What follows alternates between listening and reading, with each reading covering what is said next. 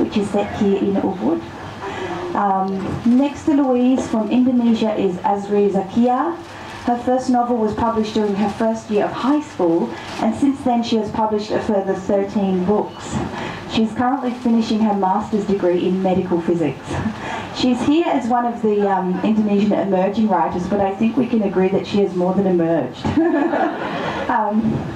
Amanda Lee Koh is from Singapore. She's the fiction editor of Esquire in Singapore, a 2013 honorary fellow of the International Writing Program at the University of Iowa, and the youngest winner of the Singapore Literature Prize for the short story collection Ministry of Moral Panic. And to my left, from Australia, Arnold Zabel is a novelist, storyteller, educator and human rights advocate. His books include The Fig Tree, Café Scheherazade, and most recently, The Fighter. Please join me in welcoming our guests.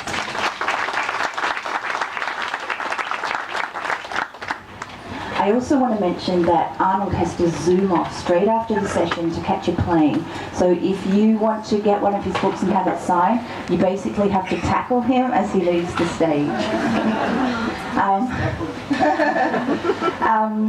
Arnold, The Fighter is about the boxer Henry Nissen, who once upon a time was number 3 in the world.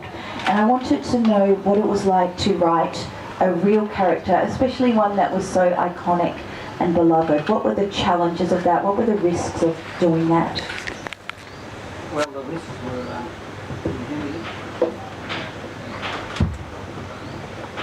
well, it was difficult, and that's why at one stage I thought I'd make this a novel, but the story itself was so, how I say, some stories you just couldn't script in fiction. It was that kind of story. It was too. In a way, they were too known. The legendary Nissen Queens were too known. So I finally decided, look, what I'll try to do is employ the techniques of the novel, which involves scene construction. You're moving from scene to scene. So it's constructed like a novel. And I also thought, look, I will create a point of view. I'll try and see the world through the eyes of the different characters in the novel. And in a way, I mean, the borderline for me, I've written novels, I've written non-fiction, and for me the border between fiction and non-fiction, it's quite thin actually. And then if you go back to the original meaning of fiction, it comes from the Latin fictio, which actually means to shape or to make. So really, fiction means the way you tell a story. And all of us, even the siblings in one family, and there were 5 siblings in the Nissen family, would tell their story differently. And so there were many conversations with all the siblings and many other people to get a sense of Henry that went beyond Henry. I mean, what was interesting is that I told Henry straight away, it's not going to be a boxer's bio. In a way, this is not a biography. And as you know, there's a twist in the story. It goes in another direction altogether and has more to do, to a certain extent, with his mum. So what I did was I warned him. I said, it's not going to be any photos. It's not going to be that kind of thing. What it's going to be is an exploration of your family and who you are. And they were very gracious in allowing me to pursue this, and I literally pursued him. He drives a yellow Hyundai, and I literally pursued him all over the city to see who he was and what he was in 2015, before going back to the drama that takes place many years earlier. And it was extraordinary seeing him, just witnessing him. There are scenes in there which are set in very dark places in Melbourne. He works on the docks in his late 60s, but he also works with street kids, and he works with disaffected people. And there are scenes set, for example, anyone from Melbourne, you may know the Gatwick Hotel. And the Gatwick Hotel is a rooming house in St Kilda where murder has taken place, as well as, on the other hand, there's a community there. It's a refuge for people as well. So when I wrote those scenes, in a way, I was writing choreography just to see the interaction between Henry and the people that loved him so much. I mean, the people who loved him were people who were on methadone, just coming out of their heroin addictions, and to see how they interacted. And so in a way, writing Henry was an act of intense observation, and just to just illustrate it very, very briefly, say in the Gatwick Hotel, he's confronted by people that know him and are desperate for him to help him, and they're leaning over him, you've got to help me, you've got to help me, and he's holding his ground. He's holding his ground. So I think that in the end, because I spent so much time with him, I came to see the essence of who he was, a person that could stand firm in the centre of the storm and maintain his equanimity. And that's a beautiful phrase, yeah. the essence of who he was. And I think it's what we strive for with our characters. We all want to kind of get to the essence of the character. Louise, tell us about John Harper in Blackwater. Well, when John Harper first came to me, I didn't know who he was or what he was, other than he was a fiction. And this book, in fact, only exists thanks to the Ubud Writers Festival. So thank you to everybody here. This book began, so it's so pleasing for me to be here, as it's been published this year, 4 years ago, when I was invited here. And I had terrible jet lag, the most appalling insomnia, and I was lying awake at night. I was staying in a hotel somewhat out of town, and I was listening to the noises of the night. And at home I live in central London, and I'm kept awake by car alarms, drunks in the streets, shouting, fights, and here of course I was being kept awake by the extraordinary noises of the Balinese night. And an image came to me of a man lying awake at night, mortally afraid. And I didn't know who he was, I didn't know what was going to happen. I knew that he was afraid that men were going to come and kill him, and he thought they were waiting for rain, for the amazing rain to cover the sound of their tracks. But one thing I did know was that what he was really afraid of was not what was going to happen. He was afraid of something that he himself had done. And I knew that what was going to come and get him was not men, other men, it was the ghosts of his own past. And that when he was imagining young men coming up the hillside from the Ayong River to kill him, it was actually his younger self. That was what was in his heart, what he was frightened of. And then it's a bit like Jurassic Park, when they grow the dinosaurs from the DNA trapped in the amber.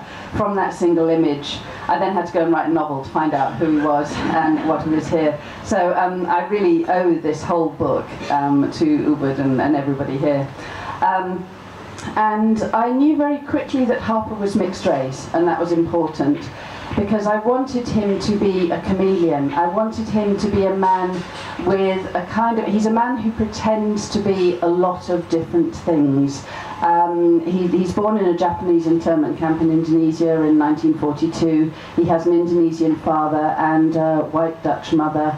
And he then moves around the globe a lot throughout his childhood. So when he's a child in the Netherlands, he's bullied for being dark, he's bullied for being black.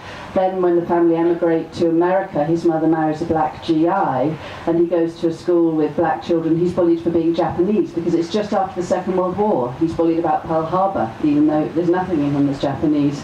And then when he works for a white Dutch firm of mercenaries, they send him back to Indonesia in the 1960s because they think he's a bit brown, so therefore he'll be able to pass, which it turns out to be ridiculous and absurd. So he's very much a man, and there's a line in the book where he says he feels he gets whiter and whiter the further east he flies. So it's all about being mixed race and having the kind of ethnicity that means you feel you never quite fit in anywhere, but also means you can fit in everywhere. You are a global citizen. And it's very relevant to politics in the UK at the moment, but that's another subject. You have that great line where you say you needed to be all white to be white, but only a small bit brown to be brown. And he's so conscious of that racial identity, isn't he? Yes, very much so, and that's something I was always very aware of because of my own ethnicity growing up in a very white area of the UK. And this idea that, the question I was asked a lot when I was growing up is, are you part something? Which is a very interesting question. If you kind of drill down a bit, are you part something? Is the rest of you nothing? And I always think if I ever write a memoir, it's going to be called "Are You Part Something?" Asri, in your story I and A, you have a female character, Inai. Tell us about her. Okay, thank you for not giving me a chance to be the first speaker because I'm a little bit nervous. By saying nervous, it can reduce my nervous because I'm the only one in here who is not speaking English as my own language. So if you don't understand me, please excuse me. Sorry, I challenge myself not use interpreter in here because I'm afraid if my interpreter will be more beautiful than me, then you will be focused on them, not to me. So I will explain about my challenge of my favorite character that I write in my anthology. It's a female character, Inai, which is not so me. It is a silence girl. You know, I'm not silenced. As you see, so much, I'm too much speaking, but I am interested in writing about a silent and mysterious girl, a girl that has a very, very protective grandfather, who is concealing about the real story, what happened to her parents. So she doesn't know who is her parents. She doesn't know what happened to her parents, and her grandfather concealed it until he died. And he's like so mysterious. He's like it make her so mute. It make her so silent, I thought. And with that silence character, Inai used to choose everything in her life with the philosophy. Her head is full of the philosophy because her life is full of the question: who am I? Who's my parent? And why is my grandfather concealed about my parents to me? And that is a very deep spiritual journey, I think, because I have a very happy family and I have a clear parents and I know what happened exactly to my parents, and that character is not so me. And I do all the time when I write the novel, I stay in front of my iPhone, reading about philosophy, reading about science, because Inai is a scientist. You know, I am studying physics, but not actually physicist. I enter physics department because I want to be a scientist writer. So then, in that time, I have to read about the science, which is not my favorite, you know. Yeah, that's all. So research into her passion was a really important part of your process. Yes, so much. Maybe like a self journey. I do so much reflection to myself. How if I have dead parents and I don't know what happened to them, and my grandfather are so rich and he is the dean of philosophy faculty in university. He is a professor, but he concealed everything about her real life. So her identity there was kind of a hole in the middle of it, so you were kind of writing around the edges. Yeah, thank you.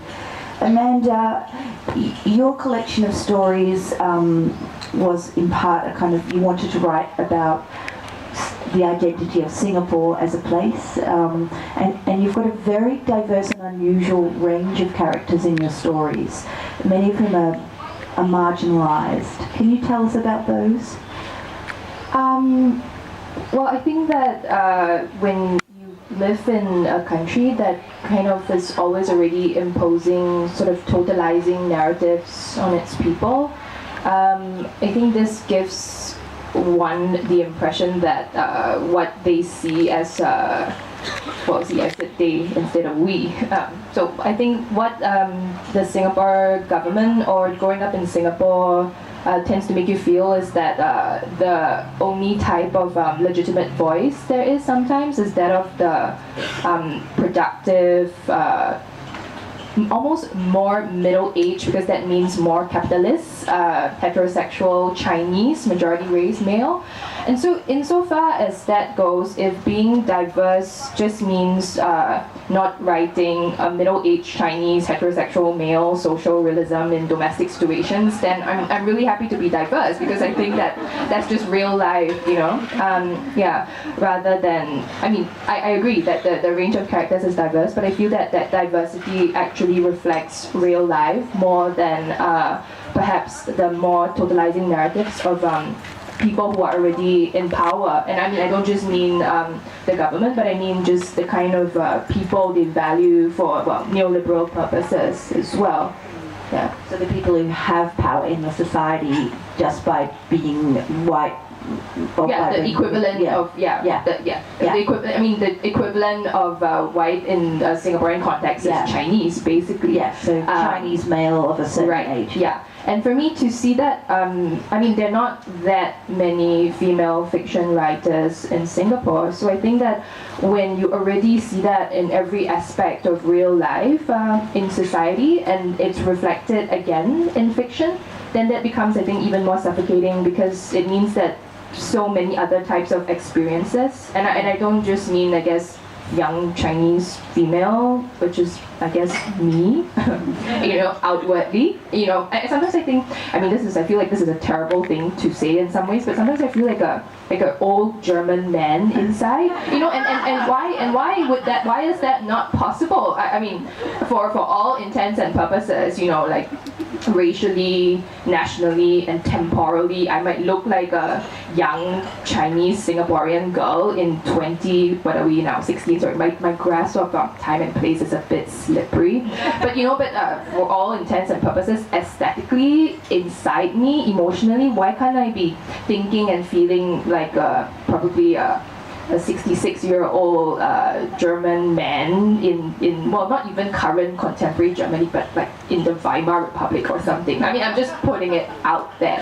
I mean, I think we will go towards this, perhaps. Yeah, so the kind of empathy and stepping into someone's shoes. Yeah, but that's exactly, I guess, what a writer does have to do to kind of inhabit that person in a way that's not like them. And and also just that I think that the way that we conceptualize, or the way that we create, just because of what we seem to be, I mean, both superficially as well as geographically, can often, I mean, I wouldn't say limit the scope of what we write, but I would say limit the way we imagine what we are imagining about. When I think that our imagination crosses certain aesthetic lines, whereas we think that, we have been made to think that those lines are sort of geographic or historical in a sense, when I think that there are so many other more interesting things to me than those sorts of boundaries that are drawn because of power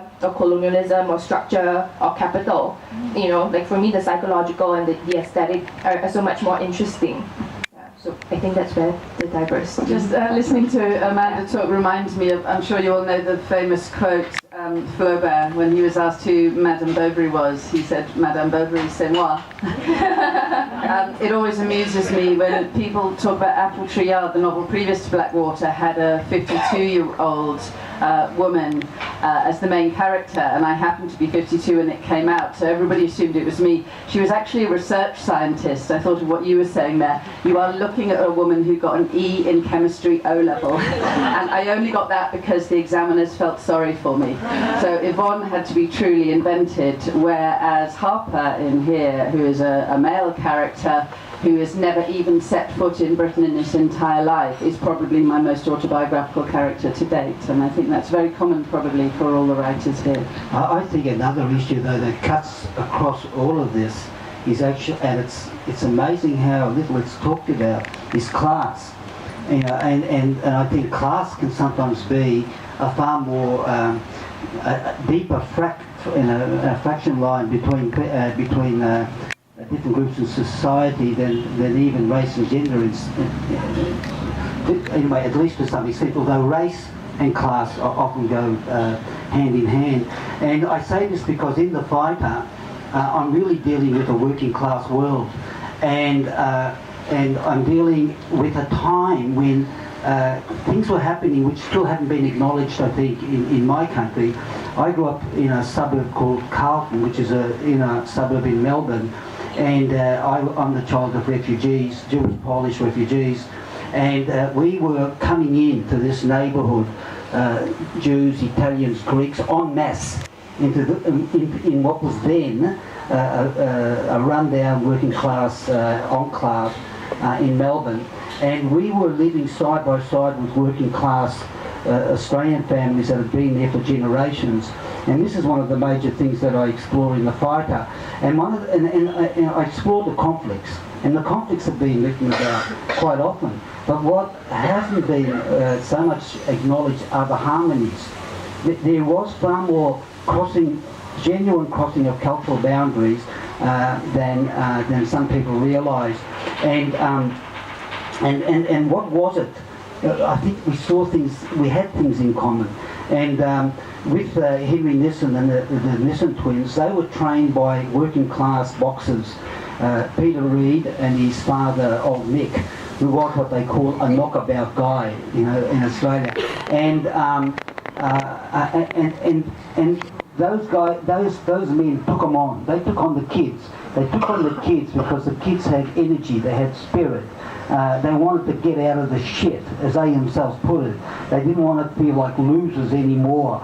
And they grabbed that opportunity. And within months, they were winning fights and making their way up. They were unlikely kind of fighters because they were skinny. They were sort of referred to as skinny little Jew boys, weren't they? Yeah, they used to be called skinny little Jew boys, and they used to cop it, and they wanted to know how to defend themselves. And Peter and Mick didn't judge them. All they were interested in was that they're goers, they're little goers, right? I was a little goer, and it was interesting. We found our feet on the footy field and the sports arena. As long as you were in there and you had determination, you were admired and respected, and you were able to enter in this other world. But it's interesting. When you go, I went to a couple of fights last year, and the book ends with a fight night in Melbourne 2015, and it's very interesting to see who are the boxers now, who are making their way up. Now in Henry and Leon's time in the 70s, it was working class RFO kids, they were called, Italian imports, and especially Indigenous fighters. There were so many Aboriginal fighters, people who, for them, looked at the limited opportunities they had, joining Jimmy Charman's, tents and getting up there and making a few dollars for putting on fights was one of the few ways up. But now when you go to the fights, you see that they're the young Sudanese kids and the Somali kids living in the western suburbs that are becoming the new Australian champions. Albanian Muslim kid is making his way So up. they're the kind of new migrant groups that are in Australia, the newer, because when you were growing up there weren't Sudanese and that kind of There was a thing. white Australia policy. Yeah. It's interesting what you say about the kind of the harmony between the different races, and they were all kind of on the bottom rung, and that was something they had in common. And I think when we think about writing the other, we're all writing human characters, and they all have heartbreak and they all have loss, and those are things that we can bring ourselves to, no matter what our race or class or sex or any of that is. But you write class a little, I think, Azri. Agam is a young man who works in the photocopy shop at the university, and he kind of gets a sort of cheats degree by reading all the papers that he has to photocopy, because he yearns to go to university, but it's not accessible for him. That's also the second challenge in my book, because I write a genius character. There is a male main character who cannot enter the university because he is a little bit poor. His family is has poverty problems, but he is a genius, and he works in the photocopy corner in his campus, and he reads all the paper that students copies in his corner, so that he absorbed all of the science for all of the faculty in the university, and from all of the background of the students, so that he challenged himself to become the smartest people in the university without entering university. I love that. I have to say, I love that element of your work, and I would urge you all to read it, because it's the idea that he's not just as smart as the student, he's the smartest, because he's the only one who's reading all the photocopies, so he has access to lots of different subjects, and also it seems to me such a great metaphor for plurality, that the smartest people in a society are not people who are experts in one thing, in one monocultural element. They're the people with the broad knowledge across, and I think that works really brilliantly through that character. Recently at the Brisbane Writers' Festival, Lionel Shriver gave an opening address where she rejected the notion of cultural appropriation because of the constraints that it puts on fiction writers. And I'd like to hear your thoughts on that. You could see the groan in my face, couldn't you? As my forehead plummeted to the table. I'll go first, but then I'll be interested to hear what everyone else says. I mean, it's worth reading the full text of that speech if you can online, because what Lionel Shriver was really cheesed off about was she got a bad review for one of her books. And it was very much about defending herself against that bad review. I thought, well, I might as well start off being controversial. I just thought it was idiotic, really, her line of argument, because I think that if, for instance, let's say any of us were going to write a novel that featured a neurosurgeon, we would do due diligence. We would talk to neurosurgeons, we would research neurosurgery, we might show those passages to a neurosurgeon and ask for a proper detailed response. We would work hard to get that right. Nobody has ever arrested Lionel Shriver. Nobody has ever refused to publish her books. Nobody has persecuted